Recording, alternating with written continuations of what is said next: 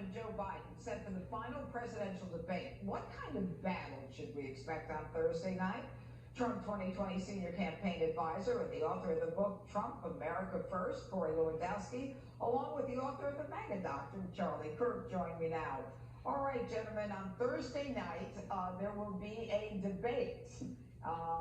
Unless the Presidential Debate Commission decides that something's wrong or Joe decides something's wrong. But right now, it appears that it's going forward. So, Corey, what do you expect from the moderator in this debate? Well, Judge, I hope it's not a 2-on-1 debate like we saw the first time with Chris Wallace and Joe Biden against Donald Trump, because I didn't think it was very fair. Donald Trump beat both of them. So next time they should bring more friends, Judge. Look, let's hope that maybe this moderator, even though her family has a history of hanging out with the far left, is fair and gives the opportunity for the participants to answer the questions and pushes back on some of the answers that Joe Biden is going to give, like, I'm not going to answer that question till after the election. That's just an unreasonable thing, and I hope we get some pushback from the moderator on some of those answers from Joe. All right, Charlie Kirk, do you know about this moderator?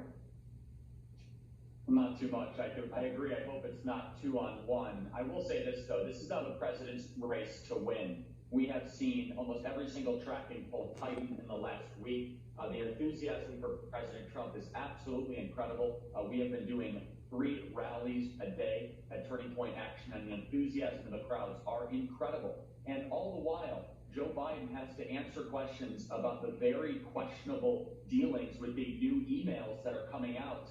It is not a good time to be in the Biden campaign. If the president wins this debate, which I anticipate he will on Thursday, that puts him in a position to win an election that the left, the media, and the activists have done everything they possibly can to stop him. I would much rather be in President Trump's position than Joe Biden's position right now. All right, guys, the moderator for the debate is a woman by the name of Kristen Welker.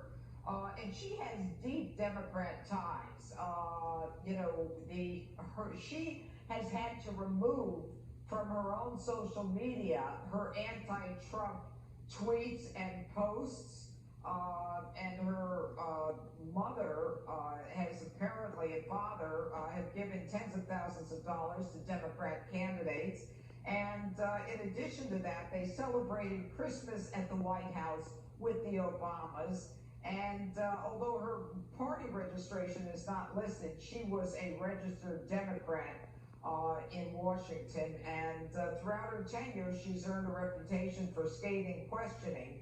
But at the same time, she is clearly someone, based upon reading her background, that, like George Stephanopoulos or Savannah Guthrie, is a Democrat in terms of her favoring candidates. But the upcoming debate should be one where Joe Biden is asked to answer questions about the expose.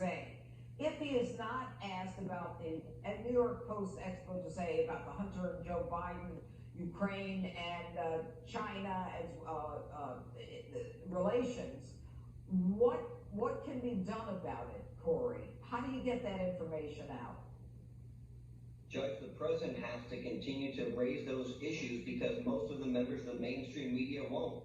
Your network this morning showed how much time some of the major networks had given to the New York Post story, and a number of the networks gave 0 minutes to it. Look, the New York Post is the 4th largest newspaper in America. They had a front page story on it, and they were censored by Twitter and Facebook for their coverage. This is outrageous, Judge. And what it comes down to is the only, look, the Presidential Debate Commission, in my opinion, should be summarily disbanded. Steve Scully, who was going to be the debate moderator last week, was supposedly hacked, only to come to find out, of course, he wasn't hacked, and he was a Joe Biden acolyte and intern. Look, it's outrageous that there's no conservative moderator who has the opportunity to participate in this. Judge, why don't you moderate the debate?